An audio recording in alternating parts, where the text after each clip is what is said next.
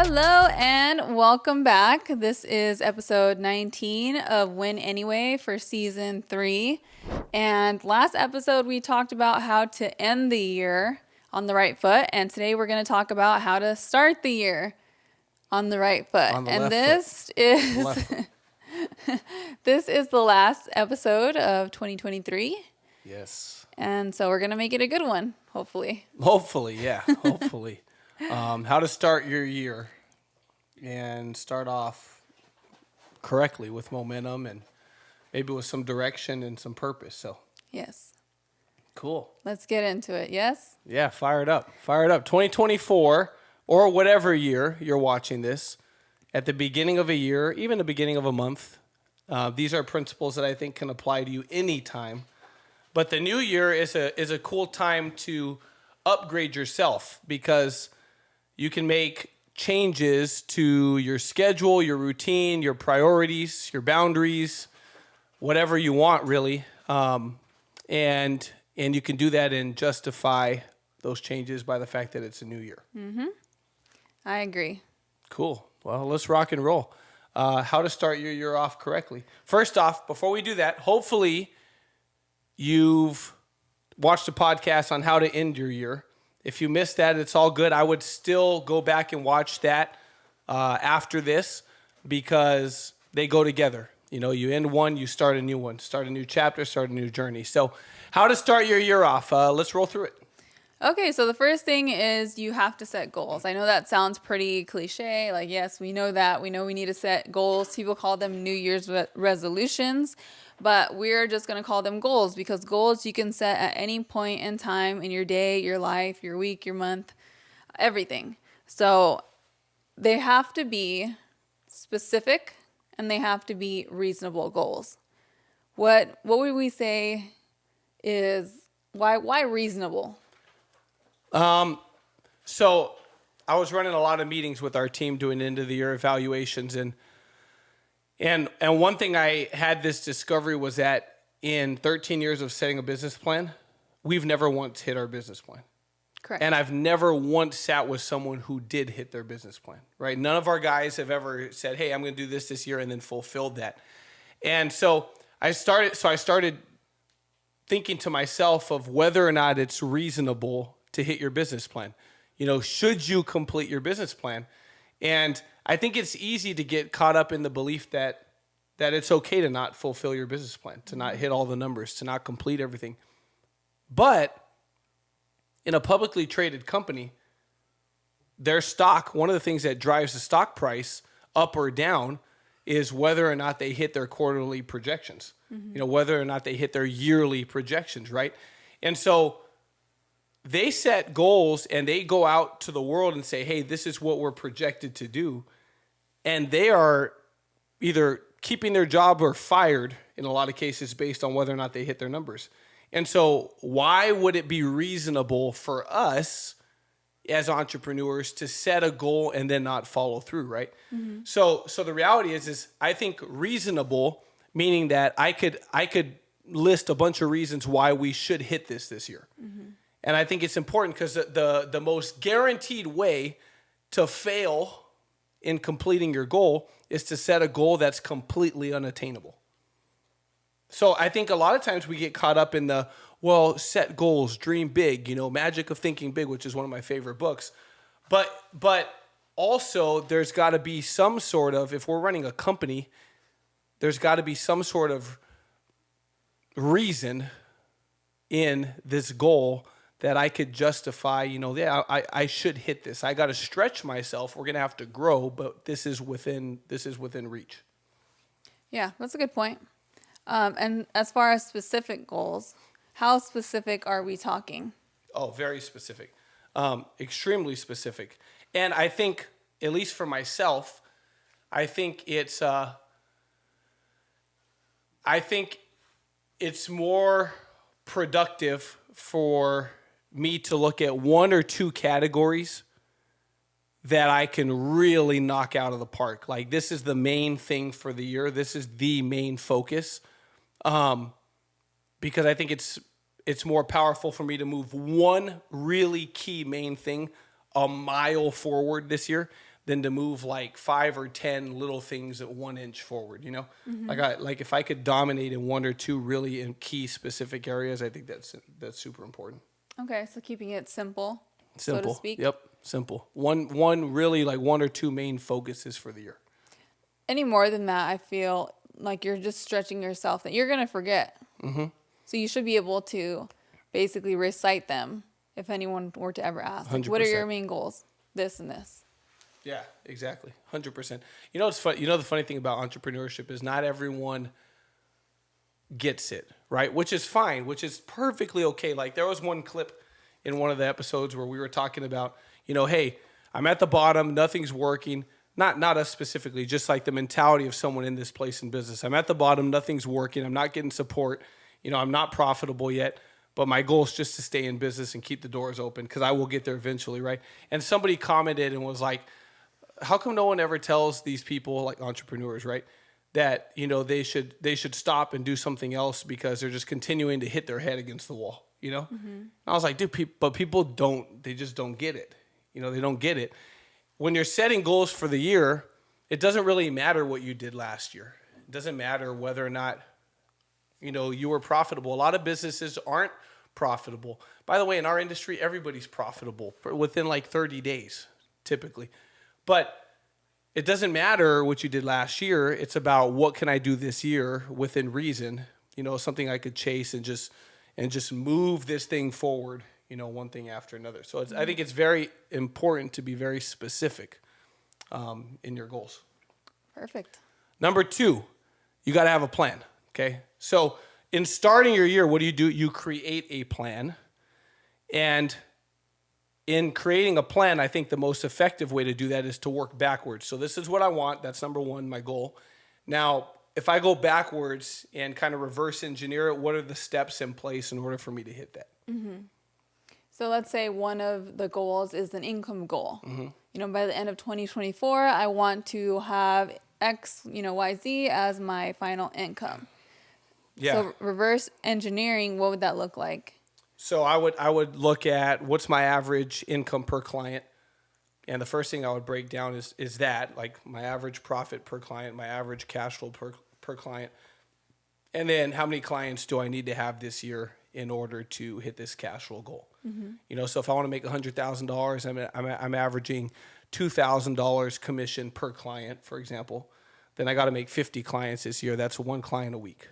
Okay. So it's a lot simpler to think of it like that. Yep. A lot less overwhelming. That's how I would do it. And then so then I got to have a plan on how am I going to get 1 client a week. Okay. You know, Yeah. and then I might have another plan on how could I increase my profit from $2,000 to $4,000 per client. You know, so that doesn't necessarily, like in our industry, that doesn't mean you raise price on anything. It just means how do I get into a better clientele? Or if I'm in real estate, how do I move from selling $500,000 houses to $1 million houses? You know, how do I upgrade my market? How do I upgrade my quality of clientele, you know, or the income of my clientele, you know, things like that. So reverse engineering it, you know, what if it's a fitness goal? Same thing, right? What would it be a specific fitness goal? Let's say weight. Yeah. Right? A lot of people, Lose that's weight their or goal. gain weight. Yeah. You know, I want to lose 30 pounds by the end of 2024. So I got to lose 2.5 pounds a month. Yes. Right. And then obviously the action plan behind that. Action plan, some sort of a meal plan, some sort of something I'm going to get rid of. I'm going to get rid of all sugared drinks. I'm going to get rid of all soda, all juice. Chips, candy, right? I'm going to have a fitness goal. This is my daily macro intake, and I'm going to go to the gym 5 days a week. You know, there's got to be a plan, you guys, an action plan. A goal without a plan is not a goal. It's a dream and a wish that's never going to happen without some sort of a plan. So step number 1 on starting your year, I got goals. By the way, I wouldn't have 50 goals. You know, like I would have like 2 to 3 main things. You know, whatever it is, you know, I don't know what it is for you, but whatever it is, I would have 2 to 3 main things that I could focus on. I can't juggle 10 freaking things at once. It's not going to happen efficiently, effectively. There's not going to be follow through. You're not going to be able to do it for all 52 weeks, right? And notice I'm talking about 52 weeks, not just all year. Like if I could hit my goal and follow my routine every week for 52 weeks, I'm going to have a freaking amazing year. And so but you can't have 10, 15, 20 goals. It's got to be like 2 or 3 things max that fit into my daily schedule. Otherwise, it's not going to work. Amen. Yep. All right, number 3. Number 3, list the skills that you need to master in order to accomplish your goals. But I would also add, skills and habits. Right. I think. Yeah, for sure. Yeah. So if we're talking business, then Ronnie, what would be, let's say I'm early on in my career, I'm learning how to make money. A lot of people in entrepreneurship, their first goal is learning how to make money, right? How to be profitable, how to have steady cash flow coming in where I could rely on myself, and I know I could bring in my bare minimum monthly need to cover my expenses and survive. So for us 13 years ago, that was $3,000 a month. So if that's the goal, what would you say are some key skills or habits that you would need to master in order to be able to continually, steadily, consistently bring in whatever that number is? Skill sets, if we're focusing on making money so we can survive and keep in business, all that stuff, be profitable, is learning how to sit with clients, learning how to close, learning the products, learning how to explain the products, practicing, drill, repeat, role play. All of that is going to help you master your skill sets for that specific goal. Habits, I think habits are using a schedule, right? Working on a schedule, booking appointments every week, making sure your calendar is full for the upcoming week. I would say those are the main things. On the skill set thing, I think in every business, a skill set's like 20% of success is skill set, right? So like in any business you're in, assuming you're not in like retail, even retail, things like that, it's the same. Without a customer, there's not a sale, right? But in our industry specific, I think the main skill set would be, how do I get a client in front of me? And then how do I do a great job with that client, be able to close, follow through, and complete that transaction? And that right there is like the main thing. I not just know how to close, but I got to be able to get a client, close, complete, right? And then keep that client going forward. That's huge. That's like the main thing that pays the bills. But the skill is 20% of the issue, right? Because everyone could master a skill set. Like everyone knows how to go to the gym. But if we could all get in shape and get our dream body in 1 week, everyone in the world would look good. But it's, can I do it for 52 weeks in a row? So that's where the other 80% comes in, is how do I think, right? How do I wake up every day and process things, and how do I follow through? And so having some sort of a strategy for mastering these skills, I think is really big. I think that's one of the biggest things. What's going to be my steps? Like, what are the steps? What are the processes? What do I need to do to get to the point where I become really, really, really good at this stuff? And then once I get good at that stuff, the other 80% of me having a great year is just straight willpower. It's getting up and demanding results every single day. It's getting up every day and forcing it to happen, right? I think that's the hard part. But going into the year, the same skills that you had last year, I mean, here's the ultimate question.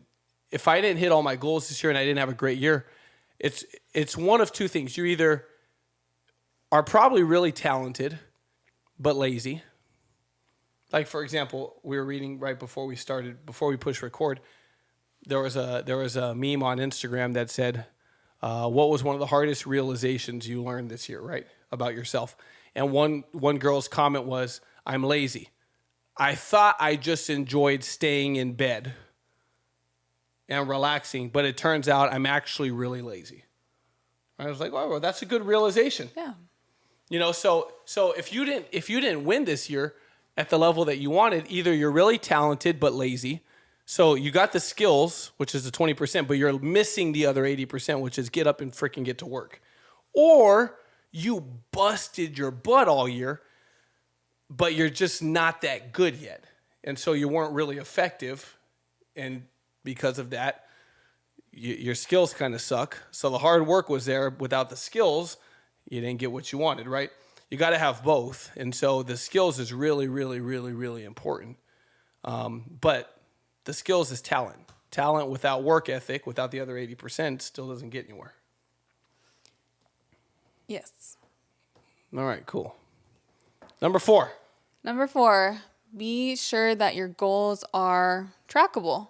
Yeah. What does trackable mean, though?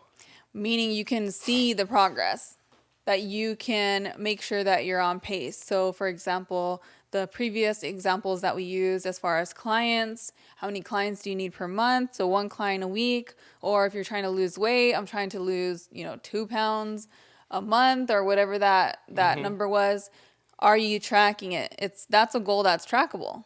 Yep. Right? Because you can set your goal for the month and go, okay, I got my 1 client this week. I got my 1 client this week. I got my 1 client this week.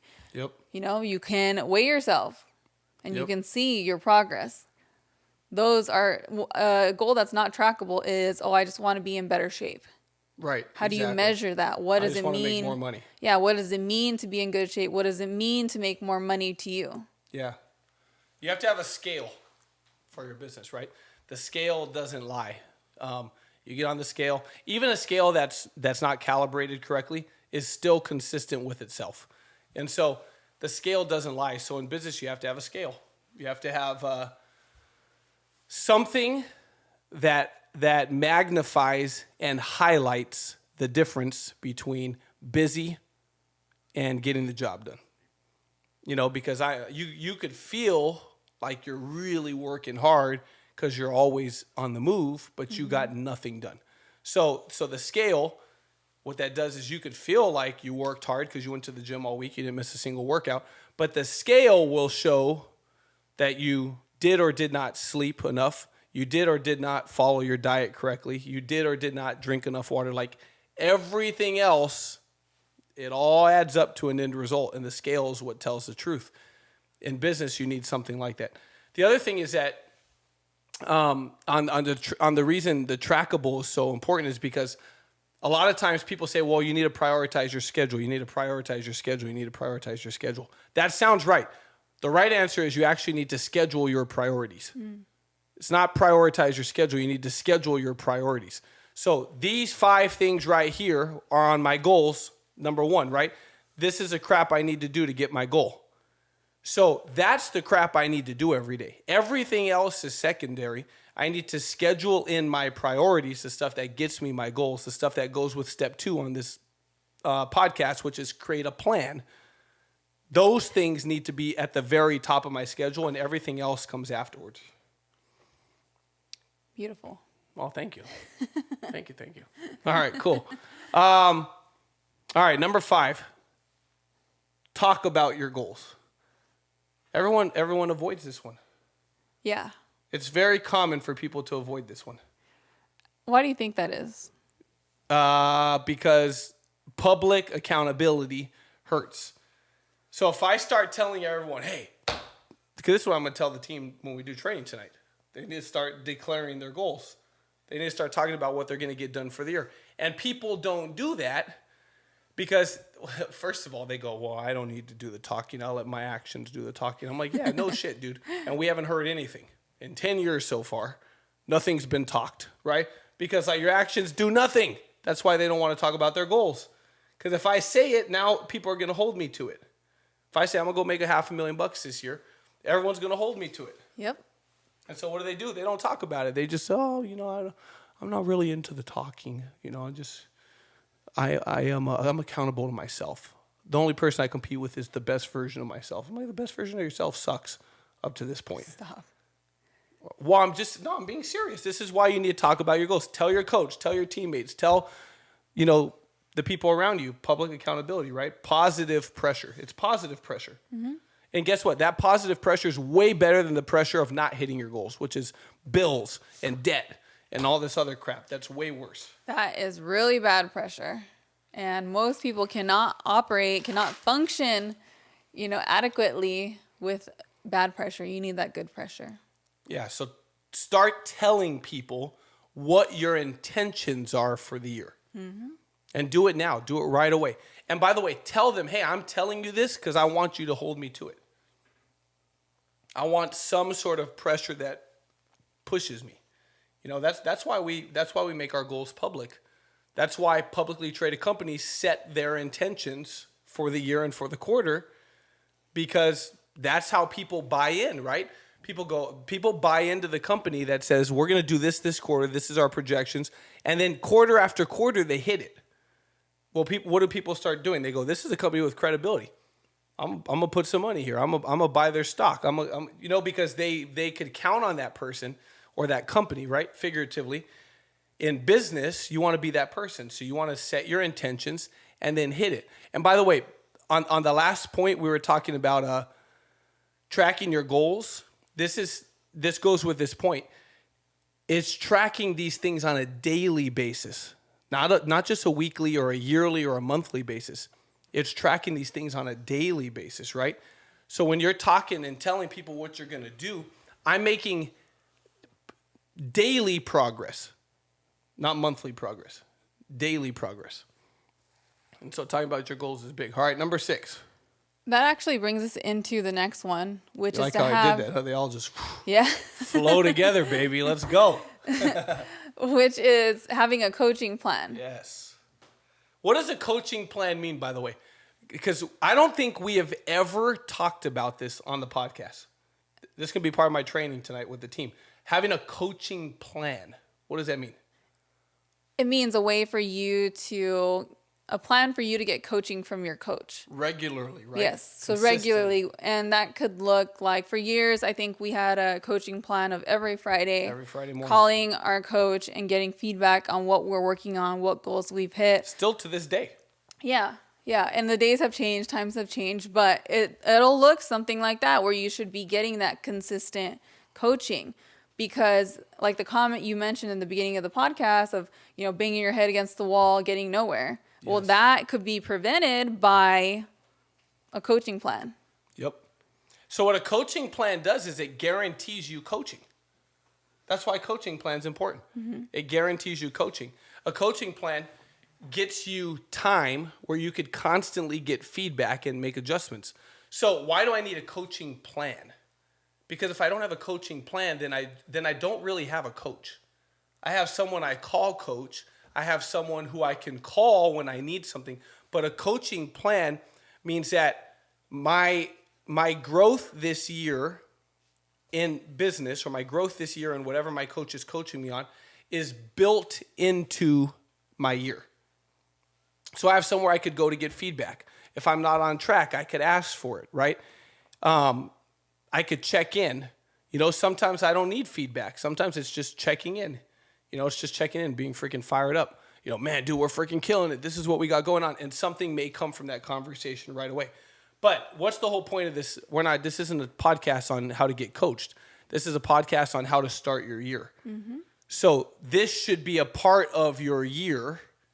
And when I say have a coaching plan, it means that literally in your business plan, you're writing in right now going, this is how I'm going to get freaking coached this year. Every Friday at 9 a.m., I'm scheduling a call. And by the way, it's a plan. So it's not just, I'm going to call my coach every Friday at 9.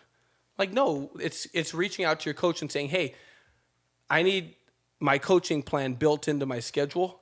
Can we schedule a call for every Friday at 9? That may not be feasible with your coach. But you're setting something up where it's a part of your plan. Mm-hmm. Which brings us into our next point. Crazy how that works. Which is to avoid making, as many mistakes as possible, especially repeated mistakes. Yeah. The stuff that you screwed up last year cannot get screwed up again this year. Yes. Which brings us to the same thing, right? That coaching plan, that accountability, saying, hey, this is what I'm doing, X, Y, Z. This is the result I'm getting. Yeah. And getting some feedback. Usually the feedback isn't, you're doing everything wrong, scrap it, start from new. It's usually tweak this, do this instead of that, say this instead of that. Or it's getting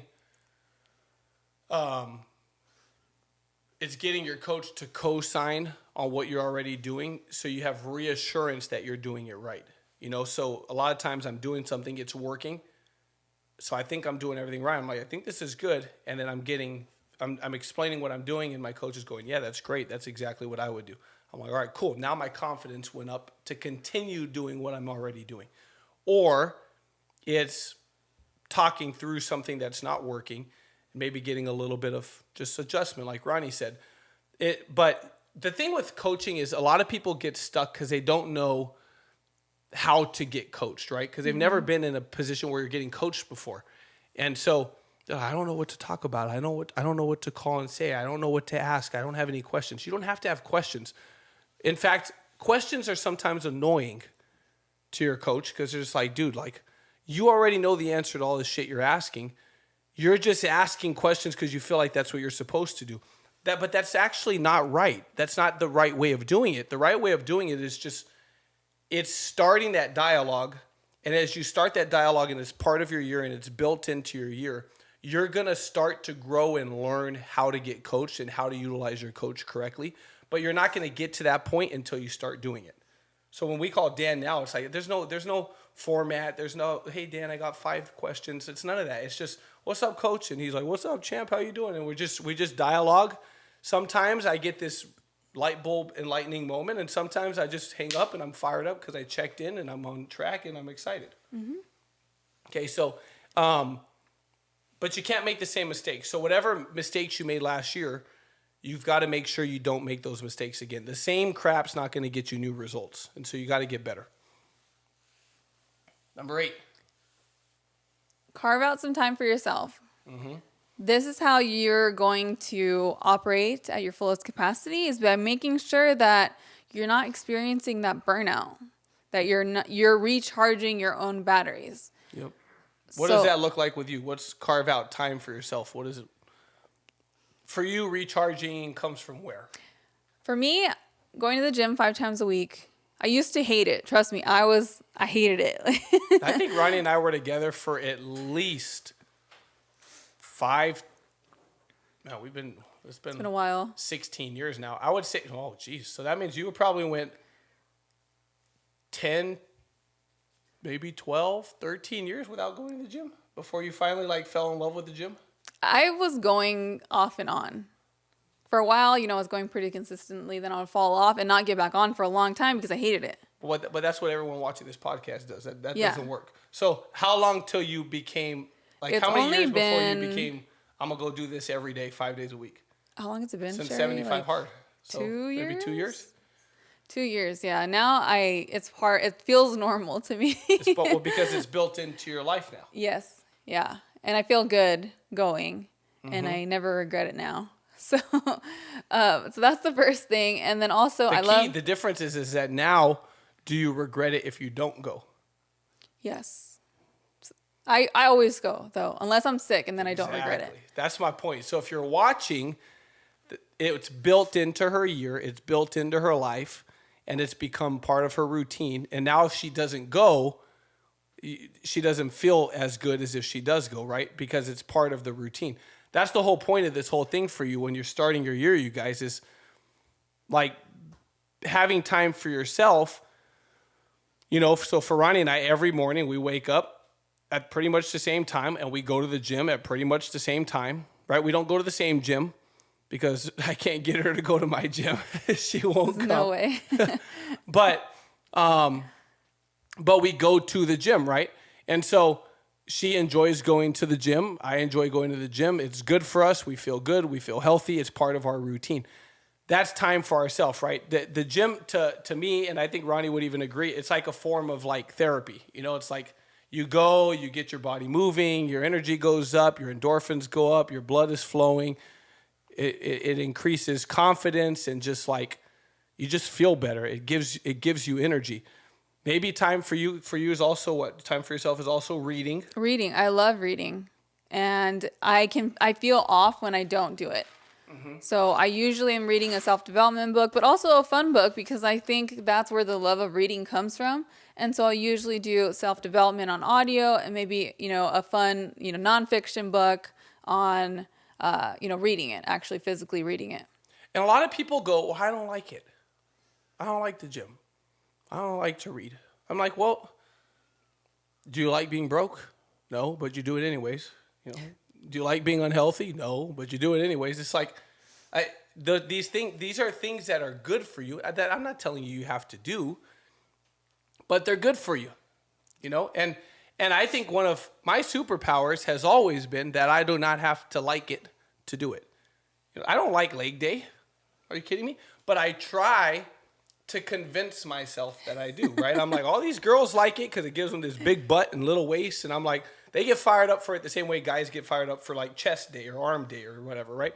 So I literally go, well, I'm going to pretend that I'm one of those girls who really wants to get a big butt and a little waist and, like just look my best in my legs. And so I literally try to convince myself that I enjoy it. Sometimes it works, by the way. Other days I'm just like, God, this is misery. Because some girls do legs like 3 times a week. Mm-hmm. I'm like, how in the world do you do that? But I do it anyway. That's the difference. One last thing on the gym, if you hate the gym, because I discovered this over a very long period of time, is that if you don't enjoy going to the gym, try going to the gym differently. And by that I mean, like he was talking about his gym, trying to get me to go with him and work out with him. I freaking hated it. He's all like this is so serious, wow. I want to be so buff, and if I'm not in pain, if I'm not suffering, then I'm doing it wrong. I don't want to suffer. I like being sore. I like the feeling of being sore, but I don't want to be in excruciating pain. I don't want to dread. Neither do I. Apparently you do. No, not excruciating pain. You said I'm not suffering, then I'm not doing it right. That's what you said. I think we were actually talking about dieting at that point. No, you were talking about the gym. Same thing. So we don't work out together clearly anymore because I don't want to be in the suffering boat. Because I'm like, come on, 10 more, let's go. I can't do that. Like, I'm miserable. I don't enjoy this. It doesn't feel good. Like my knees feel like they're just gonna, pop, and I don't want to get injured at the gym. That's so stupid, I agree. Amen. So I work out with Sherry, because it's fun, and we talk, and then we go get coffee after, and it's fun, and we like it.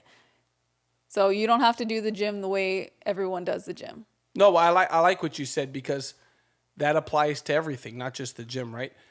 This isn't a gym podcast, right? No. So this applies to everything. If you're not enjoying business and it's not working for you, then maybe you need to do something differently. Mm-hmm. And that's why you got to talk to your coach. If you hate your diet and you're just miserable on your diet, well, maybe you need to switch diets. Yeah.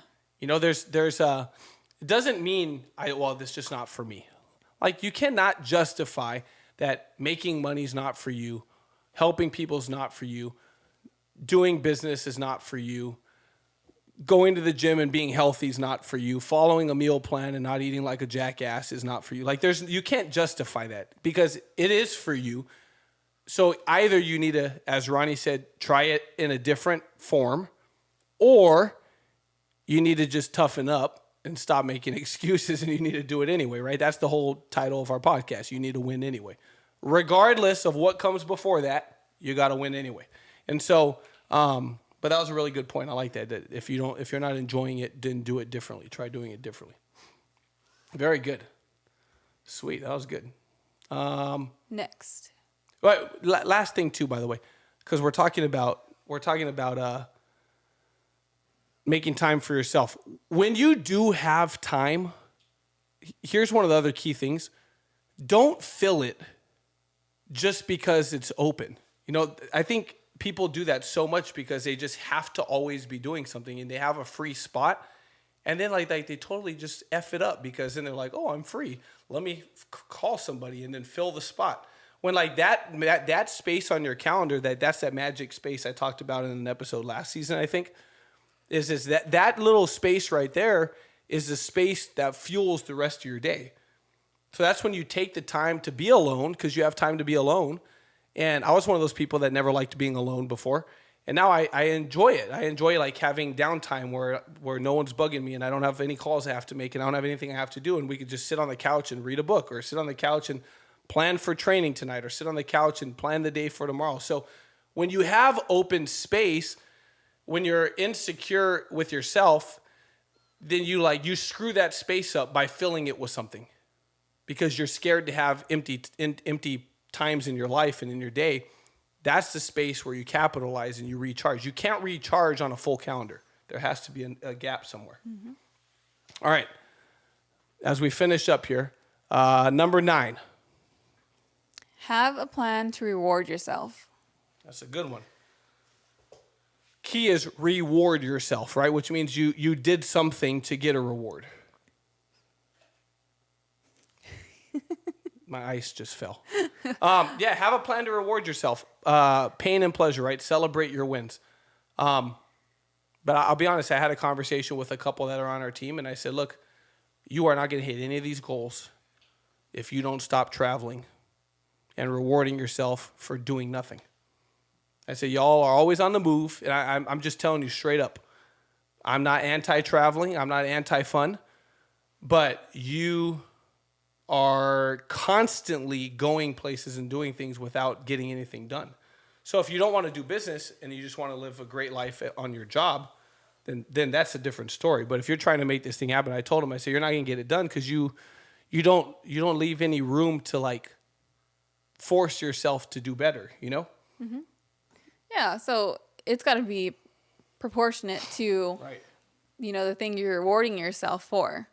And we always say to celebrate your progress and celebrate your wins, but, you're not going to celebrate you hitting your week's goals every time with a week off. Like, that doesn't necessarily make sense. That's just hurting you. Right. And so there's little things in life that you really enjoy. Those are things that you can use to reward yourself on a daily basis. Hey, you like to get a Starbucks coffee, maybe have a goal for that. Or you like to watch trash TV, sometimes that can be relaxing, then, have a reward for that. Just finding little ways to make it fun for you to hit your goals. Did you say watch trash TV? Yeah, like, reality TV shows, Gotcha. TV shows that don't really require a lot of, mental brain power. That's for sure. Those can really help you unwind sometimes. Cool. I mean, you watch sports, same thing. No, it's not the same thing. Wow. Not the same thing. Okay. All right, good. Last one, you guys. Number 10. I think this is the biggest one. And remember, this is how you start your year. This could help you make a business plan, these 10 things. Whoever stays excited the longest wins. We've talked about that before. If you're in business, you've heard that a million times. You got to stay excited. This is when people go like, I don't understand what's wrong with them. If they're not winning, they should just stop. But the reality is it's when you chase a dream and you're inspired and you're excited, that fire, if you could keep it lit like that and make it bigger, you're going to get somewhere. One of the biggest keys, I think, in this is the 4 agreements talks about that you have to always give your best, right? The main reason why is because it's easy to stay excited and optimistic and have this feeling of deserving when you're giving your best. Giving your best allows you to stay excited because it allows you to live judgment-free from yourself, right? Meaning you go like, I did go to the gym, but I didn't do sets of 10. I was supposed to, and I did 8.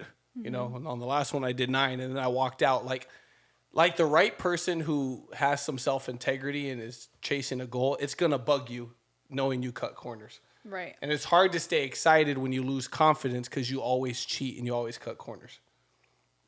So staying excited, staying fired up, having that feeling of deserving. When you give your best, you believe I freaking deserve this crap. Mm-hmm. But you don't get that feeling when you don't give your best. And so the person who stays excited the longest wins because you can only stay excited if you're really busting it, you're really giving your best, and you're going out every day and you're fighting for what you believe you deserve and you're earning it. This is just good advice for life in general, by the way. Just stay excited for life and you'll enjoy it more. Yeah, even if it's fake. Even if it's fake enthusiasm, dude. Like if you're at the bottom of the bottom right now and you're just in the dumps and you're stuck in a hole and you're just like, God, I am over this crap. I'm over it. I'm done. I'm over with life. I'm burnt out. Even then, if you could figure out a way to just fake some enthusiasm for yourself, that will help you. That will help start to push you in the right direction. It takes all the mental toughness and energy in the world to do that, but it will help you. You will still get further with fake enthusiasm for yourself, not to the world, but for yourself.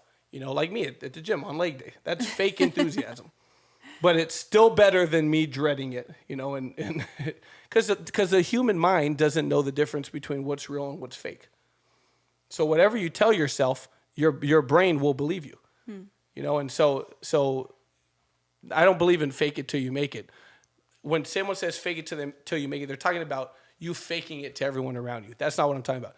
I'm talking about you convincing yourself that you're fired up about whatever you're doing, even if you're not. And eventually, if you could get some momentum, that enthusiasm, I think, will become genuine. Got it. That makes more sense to me. You know how we do. All right. Well, I just want to say Happy New Year because Yes. I think that would be tomorrow when this airs. Yes. So Happy New Year. I hope that you got something out of this and you're taking action immediately following this. And, we just wish you the best 2024 that life can bring you. And, we encourage it and hope that you're learning and getting value from these. Yeah.